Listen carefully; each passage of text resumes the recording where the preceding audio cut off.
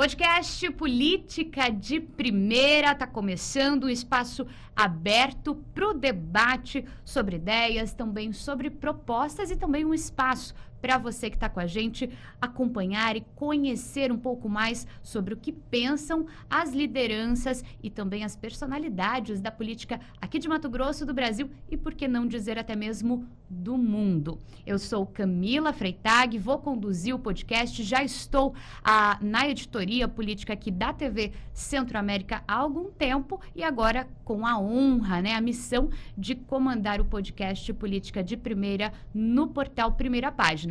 A meu lado, o professor e comentarista Alfredo da Mota Menezes. Prazer participar disso. Primeiro, Política de Primeira do Primeira Página. Tenho certeza que vai ser um sucesso. Pois é, e o nosso entrevistado hoje é o deputado estadual Max Russi, do PSB, presidente da Assembleia Legislativa. Bem-vindo, deputado. Obrigado, Camila, Alfredo, obrigado pelo convite, pela oportunidade. É sempre muito bom a gente poder prestar conta do nosso mandato enquanto deputado por Mato Grosso. Para você que está acompanhando a gente aqui no podcast Política de Primeira, esse podcast fica sempre disponível na editoria de política do portal Primeira Página. Todas as semanas, acompanhe com a gente. É só acessar o...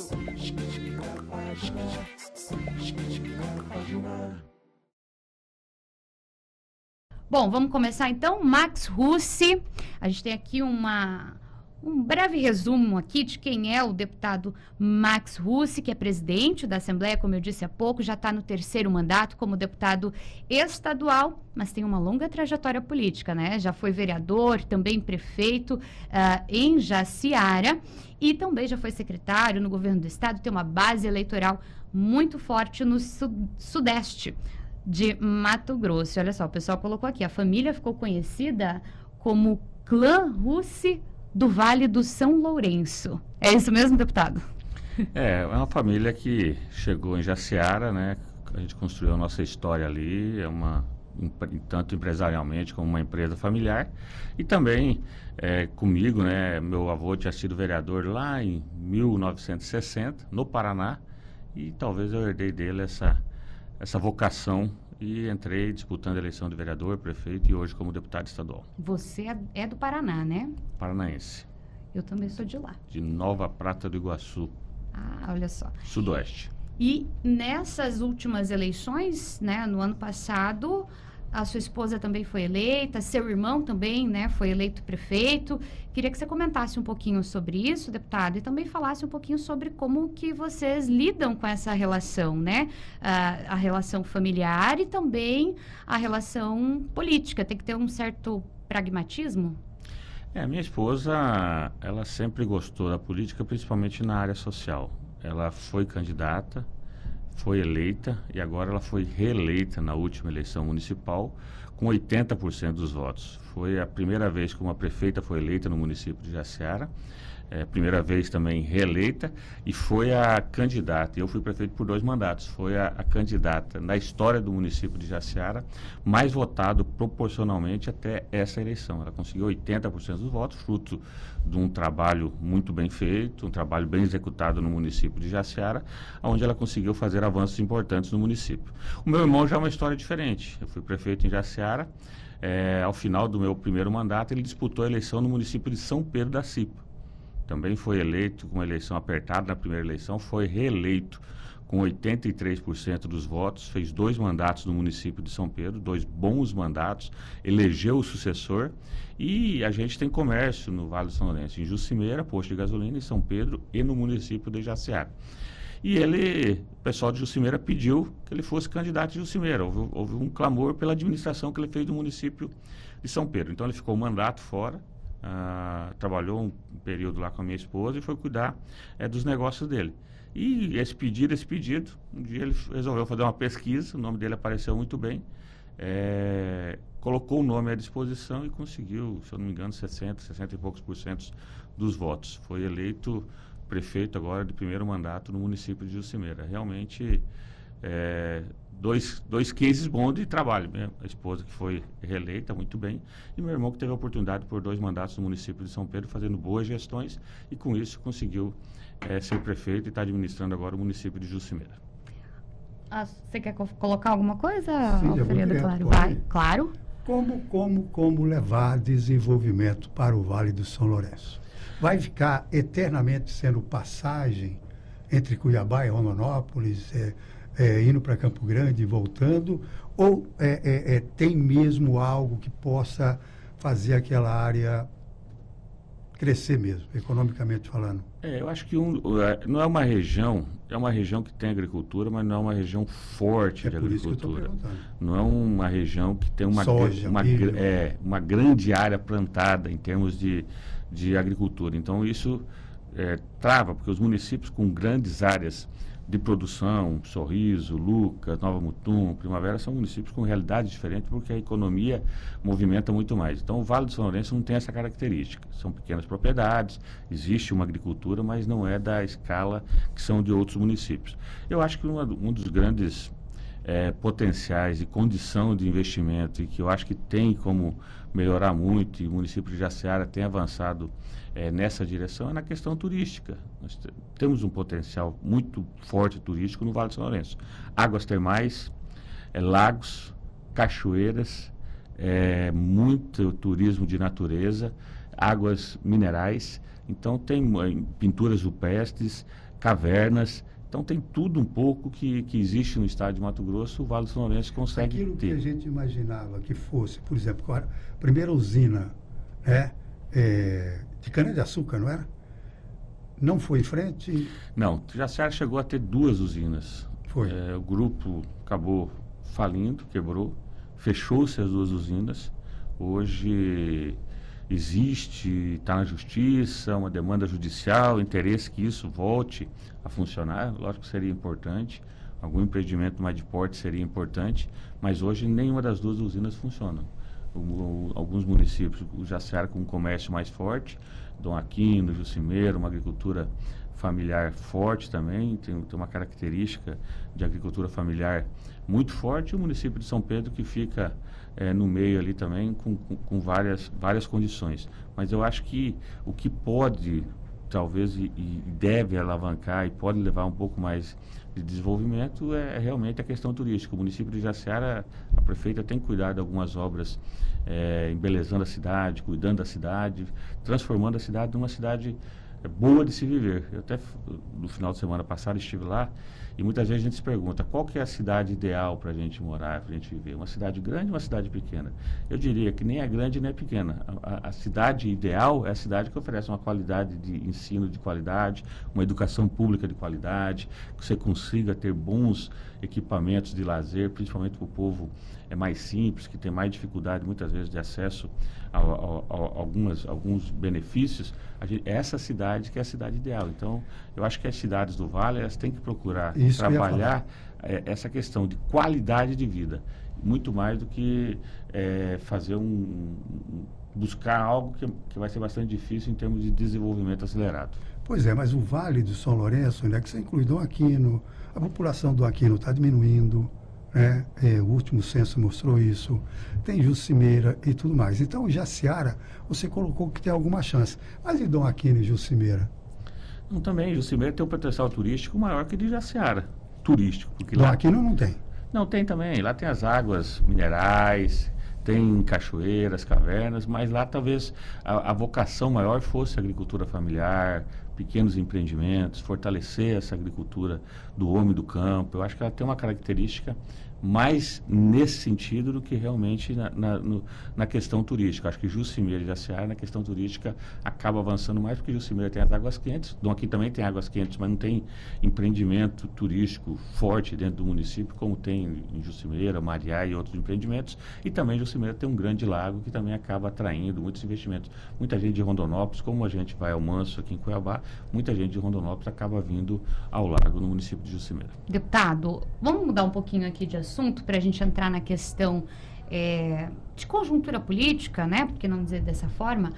O senhor está no PSB, certo? Hoje. Antes de eu entrar propriamente dita na sua questão, a sua esposa também é do PSB, né? Sim. E o seu irmão PL. do PL. E agora o senhor vai para um outro partido, né? Já está confirmada a tua saída do PSB e os seus familiares vão acompanhar essa troca de partido também? Como é que é isso? Espero que sim, né? Minha mulher é muito independente, muito firme nas suas posições. Quando ela foi ser candidata, eu falei, ó, o que eu posso dizer é o seguinte, se você quiser ser, seja, e se você for, eu vou lhe apoiar. Não que eu gostaria que fosse. Tem que ser uma vontade sua, um trabalho seu, porque você vai ter que se dedicar muito a isso e vai ter muito menos tempo para outras coisas. O meu irmão da mesma forma, tanto é que o meu irmão está no partido diferente, totalmente diferente, mas é um partido que ele foi, pelo partido que ele foi prefeito no município de São Pedro, então ele tomou essa decisão e da mesma forma eu apoio, independente da questão da cor partidária, independente de qualquer encaminhamento, até pelo vínculo familiar que a gente tem. Eu tive convite de vários partidos, mas o partido que eu entendi nesse momento como a melhor construção é o partido do Podemos, que é um partido no estado de Mato Grosso que precisa ser feita uma construção, é um partido muito pequeno ainda no nosso estado e tem um campo muito grande. Muita gente tem interesse, quer se filiar, quer vir ao Podemos. Eu ainda não filiei porque a janela partidária não me permite. Estive com o meu presidente nacional do PSB, uma pessoa que eu admiro muito, que sempre me deu muita liberdade aqui dentro do estado, mas ele até pela amizade e tal, ele falou, ó, fica no partido até março, muda de ideia, espera. E a legislação me obriga a ter que esperar essa janela no mês de março. Então, o senhor vai esperar a janela partidária para ir para o Podemos, então, para o senhor já estar resolvido, né? Agora, o que eu queria entender é o seguinte, nas eleições municipais de 2024, o PSB fez 15 prefeitos, né? Fez 15 prefeituras. E o Podemos fez apenas um. A gente até vinha conversando agora há pouco a respeito disso. Fez apenas um, pensando num projeto, né, de construção política, inclusive seu, né? Por que justifica essa troca, né? Permanecer no PSB não seria mais vantajoso politicamente? Eu não consigo construir o partido, eu não consigo ter as candidaturas. Na eleição passada, a gente elegeu 4 deputados estaduais, fomos a maior bancada junto com o PMDB e União Brasil dentro da Assembleia Legislativa, mas eu não tive candidatos numa infinidade de municípios, principalmente municípios do agro. O S acaba dificultando muitas filiações, a disputa de muitas candidaturas. O nosso estado é um estado com viés de direita, é um estado do agro, é um estado que o PSB você encontra uma dificuldade, mesmo tendo toda a liberdade aqui, fazer o encaminhamento das decisões dentro do estado, mesmo a gente tendo uma votação de mais de 70 mil votos, a gente encontrou dificuldades para buscar candidatos em Alta Floresta, em Colíder, em Guarantã, em Sinop, Sorriso, Lucas, municípios do agro que você tem dificuldade até mesmo de formar essa chapa. Como a gente trabalha uma construção, e essa construção tem que ser uma construção estadualizada, no Podemos eu terei muito mais liberdade e muito mais facilidade. Hoje eu sou muito, como deputado estadual, eu tenho uma atuação e um trabalho muito forte no Araguaia, muito forte na região sul, muito forte na Baixada Cuiabana, fruto dos votos da última eleição minha, um pouco na região oeste. Mas se você pegar o norte do estado, o deputado Max não tem uma atuação forte, não tem uma presença e não tem uma atuação forte enquanto parlamentar. Lógico que o nosso estado é um estado gigantesco, 900 mil quilômetros, é um continente quase, né? Um país, mas a gente não consegue fazer tudo e não caminhar. E com o Podemos eu acho que eu terei essa facilidade, a condição principalmente de montar um grupo mais forte dentro do estado de Mato Grosso. O senhor está pensando em ampliar ainda mais a sua base eleitoral? Ampliar e até construir outros projetos, né? E aí, esses outros projetos, eu pergunto, você vai para o estadual outra vez, vai para federal, ou essa conversa de que pode ser visto no Piveta? Hoje o meu projeto, você falar, Max, a eleição, primeiro qual que é o seu projeto hoje? O meu projeto hoje é ser um bom presidente da Assembleia. Eu preciso ser um bom presidente da Assembleia, eu preciso fazer entregas, eu preciso ser um cara que atende um estado que está crescendo muito, que está desenvolvendo muito e que precisa, assim, de uma Assembleia presente, porque eu costumo falar que todas as pautas de Mato Grosso passam em algum momento pela Assembleia Legislativa. Agora, se falar eleição amanhã, Max, o que você vai disputar? Deputado estadual.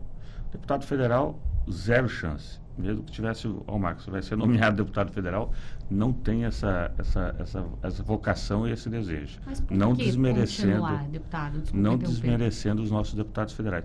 Porque eu acho que eu consigo atender muito melhor como deputado estadual do que sendo um deputado federal. E se for sair de deputado estadual, seria um outro tipo de candidatura, um executivo, um senado, uma candidatura majoritária. Se for trocar uma outra candidatura proporcional, eu acho que é muito mais Tem uma história de que força do deputado Estado. federal do Mato Grosso vai para Brasília, desaparece, some. Na verdade, 8 somente, está entendendo? 513, que é 1000 vezes melhor ficar como estadual do que como federal. na verdade, não é nenhuma história, é uma realidade, né? O Alfredo colocou muito bem esse ponto aí. Lá são 513, a bancada nossa de 8 é uma das menores bancadas, é a menor bancada em número, é iguais a outros estados, mas é a menor bancada que você tem. E é um mandato muito difícil, o mandato de federal, porque, vejamos, você vai para Brasília toda segunda, terça-feira, você volta toda quinta, ou no máximo na sexta.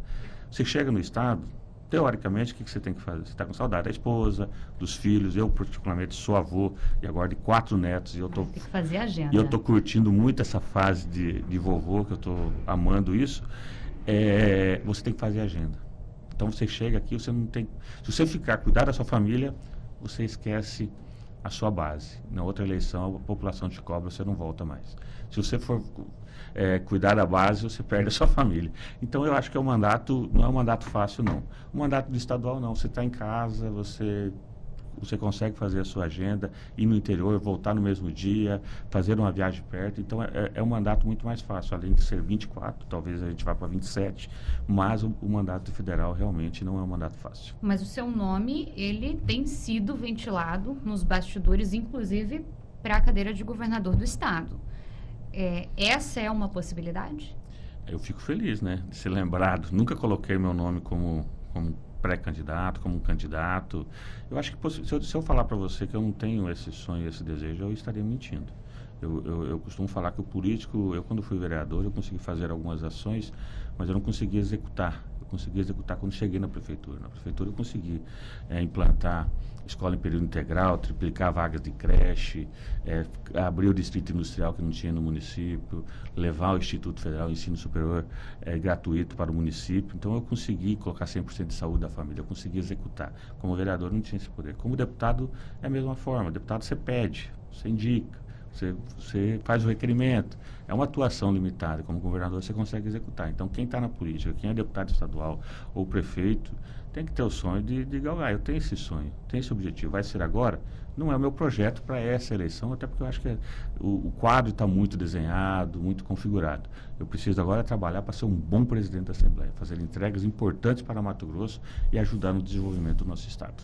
Da Assembleia Legislativa, o que você destaca aí, que você considera...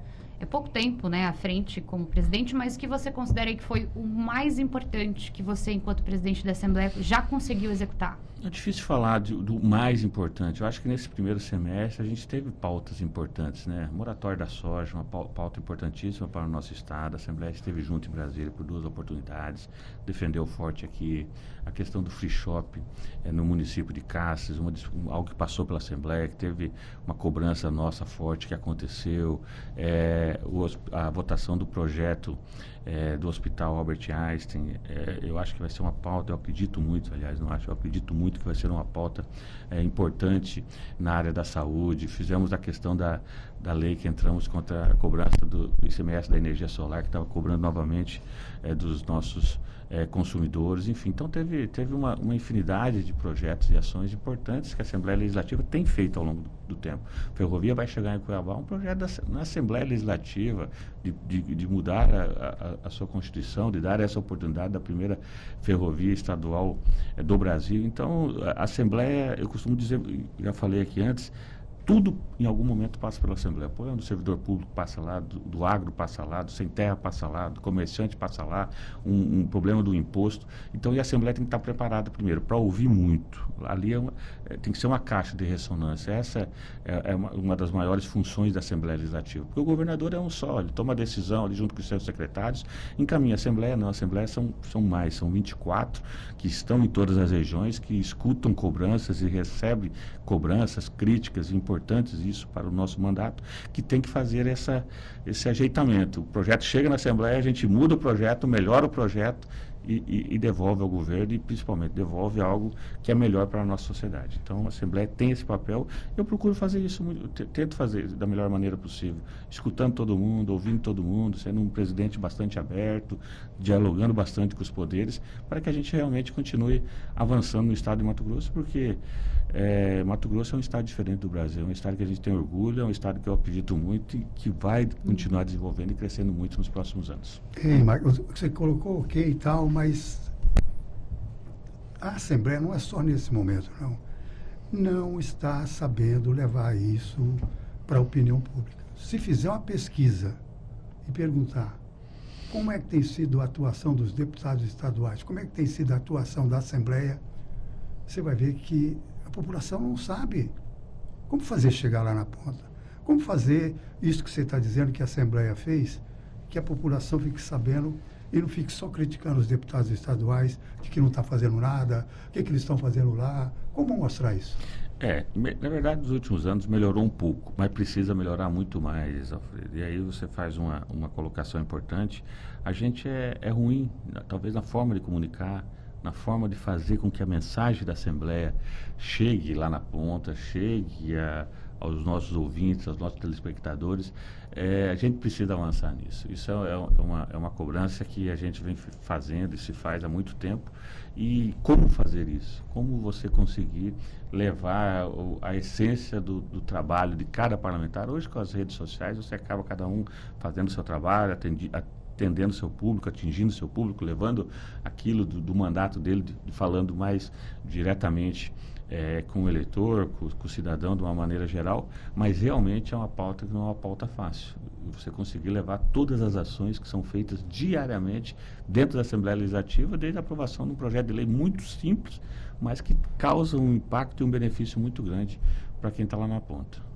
Não é fácil, mas tem que buscar uma forma, né, deputado? Tem que ir melhorando, tem que ir avançando. Porque no meio da população tem essa crítica. O que ele está fazendo? O que fizeram? O que aprovou? Porque quando vem alguma coisa do Executivo, só é do Executivo. Mas a Assembleia, se não aprovar, não vai para frente, etc. A Assembleia teria que ter uma maneira de mostrar isso para a população. Eu vejo assim. Vou mudar um pouquinho de assunto, mas ainda falando de Assembleia Legislativa. Max, eu queria fazer uma pergunta aqui para você a respeito da questão do combate à violência contra a mulher. Nesse ano vocês inauguraram, né, inclusive a ouvidoria da mulher. A Assembleia aprovou alguns projetos voltados ao combate, mas, curiosamente, nesse ano, o procurador da casa, o Benedito César Correia Carvalho, de 54 anos, foi preso em flagrante por manter uma adolescente de 16 anos em cárcere privado em um condomínio aqui de Cuiabá. Ele já tinha sido preso outras 2 vezes, uma em 2017, outra em 2023, em situações muito parecidas. E nesse ano o senhor disse, né, à imprensa que ele seria exonerado. E a gente sabe que, na verdade, foi aberto um PAD, né? Queria entender como que está essa questão envolvendo o procurador. Ele tem que responder e pagar, né, pelos seus atos, né? Isso qualquer servidor dentro do Parlamento Estadual. Ele está respondendo um PAD no serviço público um pouco diferente, até para quem está nos assistindo, nos escutando, um pouco diferente da iniciativa privada. Na iniciativa privada, se alguém tiver algum problema aqui na Centro-América, o diretor manda embora no outro dia, ele está demitido, não passa mais não entra mais nem no portão. Fica proibido até disso se quiser. No poder público é diferente, ele tá preso, mas no poder público a gente tem um regramento. Se eu fizer isso, por exemplo, fazer um ato do presidente. Você é o presidente, você pode tudo. Não posso tudo. Se eu fizer um ato meu, esse ato vai ser invalidado na justiça. Então, eu preciso criar um procedimento administrativo disciplinar. No entendimento meu, mas não é o meu entendimento que vai valer, ele tem que ser exonerado. Eu acho que não tem como tomar outra medida senão a exoneração. Agora, vai ser você, Max, que vai tomar essa decisão? Não.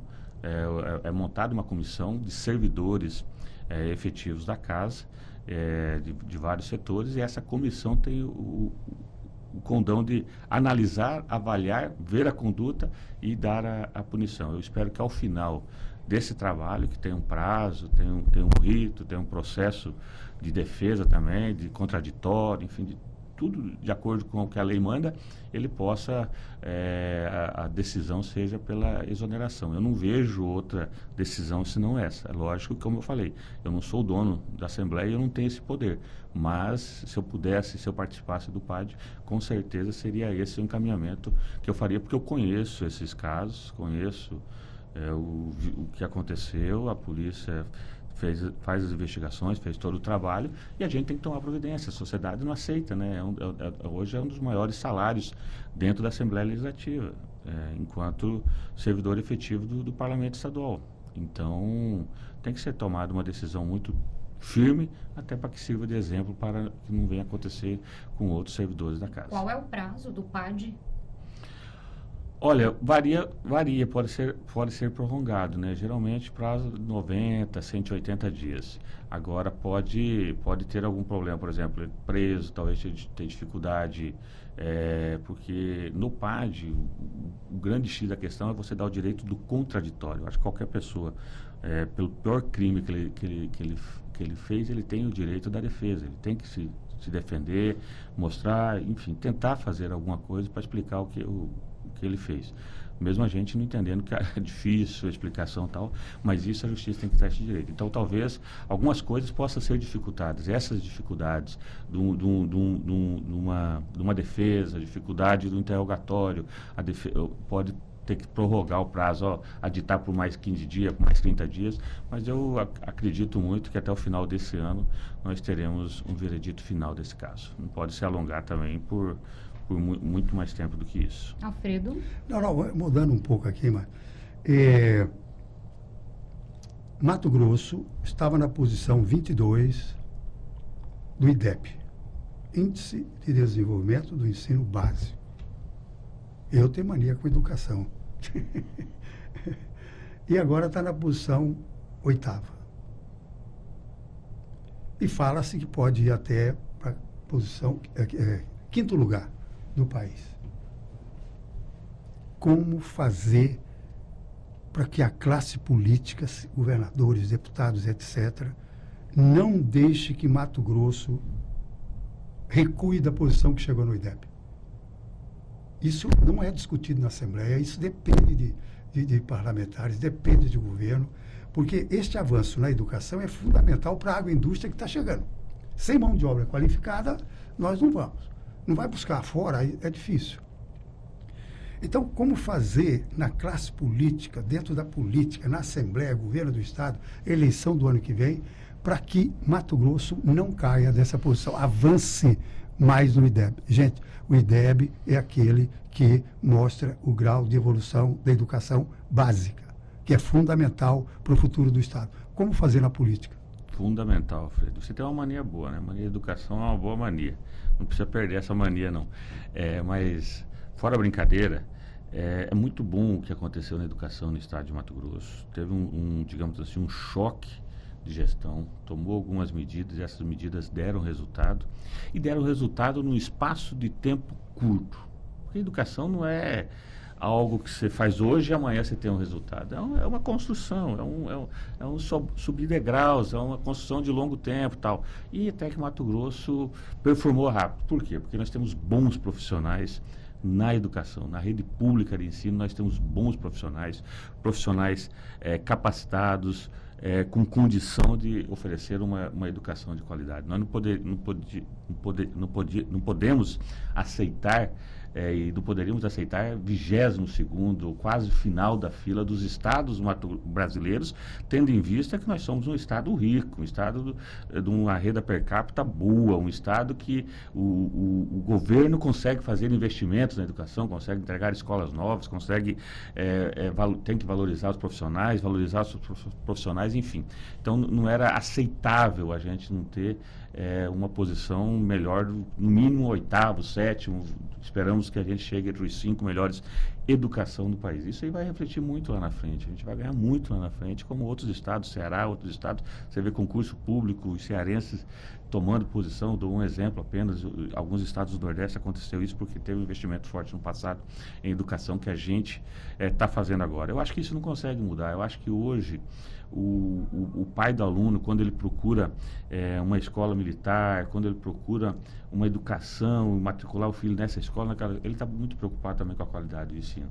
E esse cuidado, independente do governo, do próximo governo, acho que o governo Mauro Mendes avançou muito nessa direção, com todo o apoio da Assembleia, secretária lá, eu acredito que esse é um trabalho que a gente não vai aceitar menos. Você oferece algo de qualidade para o cidadão de uma maneira geral, depois ele não aceita que seja pior do que isso. E eu acredito que aquele político que chegar no governo, e digamos que esteja na 5ª posição, e ele terminar o governo na 10ª, ele acaba com o grupo político dele. Concordo. Se recuar, você foi lá na frente e você fez recuar. É isso que eu estou colocando. Hoje a população não aceita isso. Não vai aceitar. Como você vai ficar indignado, está indignado se acontecer isso, a população, e principalmente nós da classe política, não podemos aceitar nada diferente do que a gente já tem avançado, principalmente na direção da saúde. Nós precisamos avançar em outras pastas, que eu não vi a mesma coisa como a pasta da saúde. Da educação. Não, nós precisamos avançar, igual nós avançamos na educação, na saúde. Tá, entendi. Eu não vi na saúde acontecendo o que a gente fez, porque na educação a gente deu um choque, e isso tá dando resultado. O resultado a gente já viu nas avaliações. E é uma área importante, uma área que avançou bastante nos últimos anos. E essa avaliação, desculpa, rapidinho, essa avaliação do IDEB, gente, não é avaliação em Mato Grosso, não. É avaliação nacional. Sim. Vou seguir aqui, porque o nosso tempo também, a gente tem que ir cronometrando aqui o tempo. Vou mudar novamente o assunto, tá? Pra gente dar andamento. Vamos falar sobre... Você é mais rápido nas respostas. Não, tranquilo. Vamos falar sobre os consignados, tá, deputado? A gente falou muito sobre esse assunto, né? Todo mundo repercutiu bastante a questão ali com as instituições financeiras.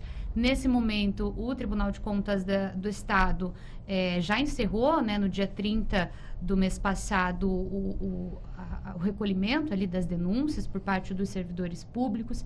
Tem também um inquérito em andamento na Polícia Civil e, recentemente, o senhor declarou que poderia instaurar a CPI, caso o TCE não desse andamento. Queria saber se isso está mantido, como que o senhor vê essa questão. Porque a CPI já foi discutida, em outros momentos o senhor disse que não havia um ambiente favorável para ela, né? Se tiver elementos, qualquer momento a gente pode fazer a CPI. É interessante que essa questão do consignado só aconteceu porque a Assembleia não foi ouvida. Ouvida em qual sentido? Nós fizemos uma CPI, se eu não me engano, 2018, 2019, eu estava na Assembleia, sobre o comando do agora conselheiro deputado Guilherme Maluf. Essa CPI gerou um relatório, esse relatório foi encaminhado ao governo, essa CPI gerou um projeto de lei, esse projeto de lei foi votado, foi vetado, derrubamos o veto, virou lei. O governo acabou indo na justiça e derrubou esse projeto de lei. E aconteceu o que aconteceu. A justiça derrubou. Agora nós aprovamos um projeto de lei também proibindo essa empresa que fez esse rolo todo consignado, são várias, mas uma que fez a maior lambança, que assaltou os nossos servidores. Nós fizemos um projeto de lei na Assembleia, a autoria do deputado Wilson Santos, eu assinei de coautor, o deputado Júlio de coautor, a Justiça derrubou novamente. Ou seja, muitas vezes o nosso trabalho fica amarrado. Muitas vezes as nossas decisões que é feita no parlamento, que o parlamento é a casa que mais ouve a população. Eu desconheço onde é mais escutar a população do que o parlamento. Audiência pública, debates, enfim, uma infinidade de instrumentos que estão dentro da Assembleia Legislativa para ouvir o cidadão. Então a gente fez todo esse trabalho, através de uma CPI, através do projeto de lei, através da recomendação, nada disso foi escutado porque o setor é muito forte, o sistema bancário é muito forte economicamente e de força mesmo, em todas as esferas de poder, eles atuam muito forte. Infelizmente, não acontece. Então, às vezes, a gente fica de braço atado. Se aquele projeto de lei tivesse valendo, não tinha aumentado as margens, não tinha criado cartão, não teria roubado os nossos servidores. Agora nós fizemos um projeto novamente, a Justiça novamente derrubou. Então, a gente fica bastante preocupado com isso, porque o nosso trabalho enquanto alguém que escuta a sociedade e tenta resolver os problemas, muitas vezes fica cerceado por decisões. E aí, uma CPI novamente, sinceramente, vai despender de tempo, de recursos, e não sei se a gente vai alcançar o objetivo que é o que o nosso servidor gostaria que alcançasse. Acredito muito no Ministério Público Federal que está investigando isso, no Tribunal de Contas também, que assumiu essa responsabilidade, e esperamos que conserte-se isso e que seja punido quem causou ilícito no passado. Vamos falar das emendas um pouquinho? Pode ser? Só complemento. Do que você quiser. Rapidinho. Mas saiu rapidinho. É isso mesmo que saiu no site. 64% dos funcionários estariam com empréstimo consignado? Eu não tive acesso a esse número. Eu acho que eu acho que é esse número, sim, ou mais até. É incrível. Não, é muito. É muito. Por isso que é um grande mercado, Alfredo. É um mercado que o banco tem muito interesse. O banco não perde. Ele tem muito interesse. Ele tem muito interesse porque ele vai na fonte, o servidor é efetivo, não é demitido, não é igual de uma empresa. Ele não tem esse interesse tanto numa empresa que pode ser demitida a qualquer momento o servidor. O funcionário não. Então ele quer fazer para o servidor em 30, 40, 60, 120, 200 meses se pedir, ele quer fazer. Ele fala, vai pagar a vida inteira, pagar juros para a instituição financeira. Então é muito lucrativo esse segmento. E é por isso que tem uma força tão grande e a gente fica admirado que um projeto de lei aprovado por todos os deputados consiga, numa decisão, ser derrubado. Últimos minutos aqui do nosso podcast de Política de Primeira. Vou fazer uma última pergunta aqui, que eu citei agora há pouco sobre a questão das emendas. Deputado, tem toda essa questão, essa crise das emendas, né, que foi muito falado aí, no valor de 28 milhões de reais para a Secretaria da Agricultura Familiar. E naquele primeiro momento ali, o senhor, inclusive, defendeu, né, a casa, falou sobre essa questão das emendas, mas também já chegou a colocar a possibilidade também de uma CPI. Queria entender como que está o posicionamento do senhor nesse momento. Esses números, muitos números desencontrados, que não condizem com a realidade, então gerou muita dúvida. Primeiro a gente tem que esclarecer que a emenda não é o deputado que executa, o deputado indica. Ele indica uma emenda para um campo no município de Poconé. Vamos fazer um campo lá no município, eu quero um campo de Poconé. Eu indico, eu quero um campo, estou mandando uma emenda lá de 500 mil. A prefeitura faz o projeto, o governo do estado faz o convênio, a prefeitura licita essa obra e faz e entrega à população. O deputado vai lá na entrega quando é convidado. Então o deputado não tem o papel de executar nenhuma emenda, não é função do legislador, ele faz a indicação, isso ele faz. Ele tem um valor orçamentário para ele indicar 50% na saúde e os outros 50% de forma liberada, ou num evento, ou num campo de futebol, no posto de saúde, numa ambulância, num carro, enfim. Mas quem faz a compra, ou é o Poder Executivo estadual, o governo do estado, ou é o Poder Executivo municipal, prefeitura. O deputado não compra nada. Mas não fiscaliza a aplicação? Pode fiscalizar, é uma função, inclusive, do deputado, do parlamento, dos deputados, fiscalizar todo o recurso público, não só as emendas, mas como todas as obras do governo. Aí nós temos, inclusive, comissões dentro da Assembleia específicas com a função de, na infraestrutura, na saúde, na educação, de fazer essa fiscalização. Talvez a gente peque, possa ter pecado em alguma coisa nesse sentido, mas é uma das funções também, como do Ministério Público, da Polícia Civil e tal, e são os órgãos de controle que têm feito isso. Pois é, né? Falando em nome lá de cara da sociedade, a emenda é jabuticaba, só tem no Brasil, né? É a criação brasileira.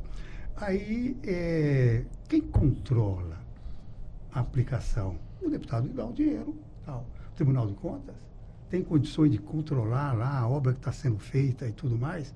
Eu estou falando de emenda nacional, de emenda estadual, ou que seja, é algo que realmente mereceria uma análise. Sabe qual que é a emenda nacional? 51 bilhões de reais. É. E não tem controle. Estou falando aqui por mim mesmo, desculpa. Uhum. é E muita tem coisa. a questão das emendas PIX também, e as, né? E as fiscalizações Exato. são por amostragem, né? Pois é. São Essa por prestação. amostragem. Geralmente as fiscalizações são por amostragem. Então não vai em todos os processos, até porque é muita coisa, muitos processos, e eu acho que até para os órgãos de controle fica difícil. Deputado, vamos lá então. Para a gente já nessa reta final, né, já ir caminhando para o nosso encerramento. Já estamos chegando ao finalzinho aqui do Política de Primeira. Um panorama nacional de como que o senhor vê toda a questão política hoje no Brasil, que eu acho que até acaba se estendendo para a questão política internacional, porque hoje um dos principais assuntos aí que estão movimentando é a questão da taxação dos 50% do Trump, querendo ou não, acaba envolvendo o governo Bolsonaro, anterior, né, ex-presidente Bolsonaro e o atual presidente Lula. Então, qual que é o panorama do senhor, né, em relação a tudo isso que está acontecendo hoje no Brasil e no mundo? Deixa eu só comentar. É o que você falou. Essa polarização como está o Brasil. Esquerda e direita é bom? É isso que, no fundo, é essa pergunta. Essa pergunta, muito bem colocada pela Camila, agora reforçada pelo professor Alfredo, realmente preocupa bastante. Preocupa toda a classe política, empresarial, de uma maneira geral. Outro dia o cara falou para mim, Max, mas Mato Grosso o impacto é muito pequeno, não chega a 2% das exportações para os estados, mas vai impactar, porque outros estados não exportando, o nosso produto vai ficar aqui, vai gerar dificuldade. Então, é bastante preocupante essa polarização e essa divisão muito grande. Muitas vezes a gente não se preocupa em olhar o gestor que vai ser melhor para o meu município, para o meu estado, para o meu país, o que pode representar melhor para o futuro dos meus filhos, o futuro dos meus netos, não. Mas a gente se preocupa no que ele pensa naquele momento, e muitas vezes que um voto dado com razão é um voto de emoção, um voto de sentimento, de ideologia, de busca disso.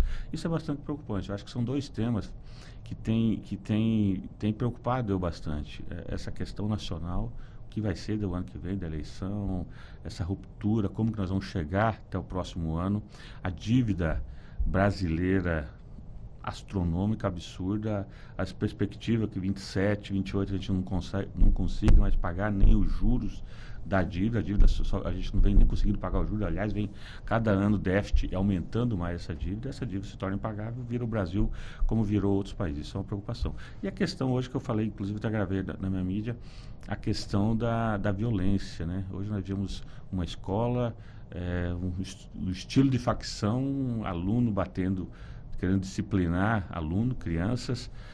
Outro dia, um elevador, um homem dando 60 socos de uma mulher, parecia uma luta de MMA, e isso virando rotina, né? As famílias desestruturadas. Então, são algumas coisas que realmente a gente tem que fazer um debate maior. Nós estamos fazendo um debate econômico agora na Assembleia, nesse mês ainda, com o LIDE, sustentabilidade e desenvolvimento econômico, tentando trazer bastante palestrantes de fora, fazer um debate de futuro do nosso estado aí. Vem Michel Temer, Henrique Meirelles, uma série de nomes importantes do cenário nacional, mas a política, realmente, essa divisão muito grande, essa indefinição, a gente tendo uma briga forte aí em termos de exportação, nos deixa bastante preocupado enquanto chefe do poder.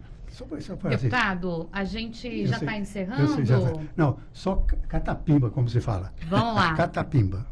Você vota para governador Piveta, Wellington, Fávaro ou Janaína? Mas não dá para governador. Acho que não serão Catapimba, quem? Não serão esses os candidatos. Está muito longe ainda. Jaime Campos faltou nessa lista. Jaime Campos. Tem Jaime. Tem muitos nomes. Bem lembrado. Eu acho que está muito cedo. Nós estamos. Eu costumo falar o seguinte: a gente está antecipando muito a eleição do próximo ano. Parece que a eleição é em outubro agora. Mas é sempre assim. Nós estamos. Não, acho que esse ano foi mais. Nós estamos em agosto e toda entrevista que eu dou, não, aqui é um podcast político, mas entrevista que eu dou, chegando na Assembleia, digamos assim, o questionamento político vem muito forte das eleições do próximo ano. Nós antecipamos muito esse processo. Então tem muita coisa que vai acontecer ainda. Muitos candidatos poderão ser colocados, poderão não ser, enfim.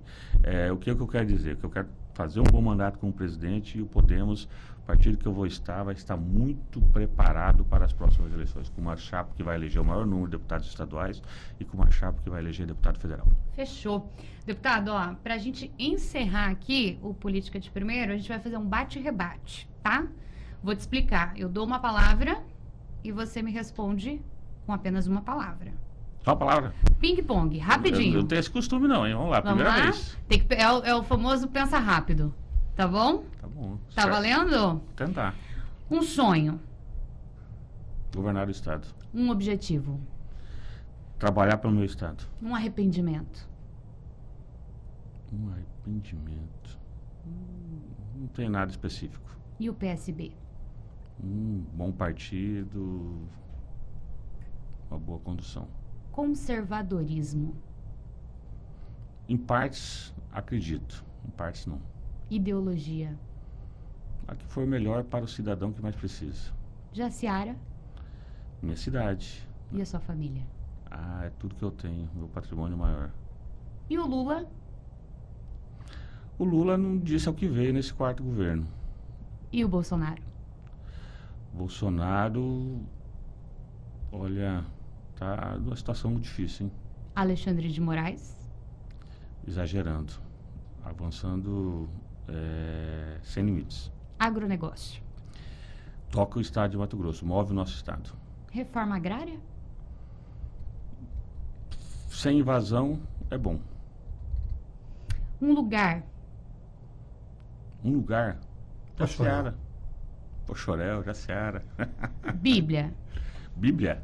A Bíblia tem tudo que a gente precisa saber. e o futuro. A Deus pertence. Fechou.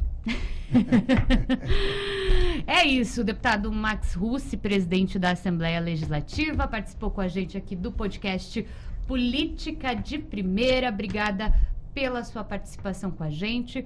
Alfredo da Mota também, muito obrigada por estar aqui com a gente nesse nosso espaço aberto para o debate de ideias e também de propostas. Foi bom. Passou rápido, né? Passou. Muito passou rápido. Foi bom para você? Bom, parabéns pelo programa. Excelente. Parabéns Tá à certo. Centro-América por esse novo modelo aí, levar informação à população mato-grossense. Tá certo. Obrigada pela participação. Política de Primeira, fica por aqui com a supervisão da nossa editora-chefe Francisca Medeiros e também com todo o apoio técnico do J. Carlos e toda a sua equipe. Para você rever esse podcast, eu te convido a ficar sempre ligadinho, acessando o portal Primeira Página na nossa editoria Política de Primeira. Brigadão, viu? Tchau! É só acessar o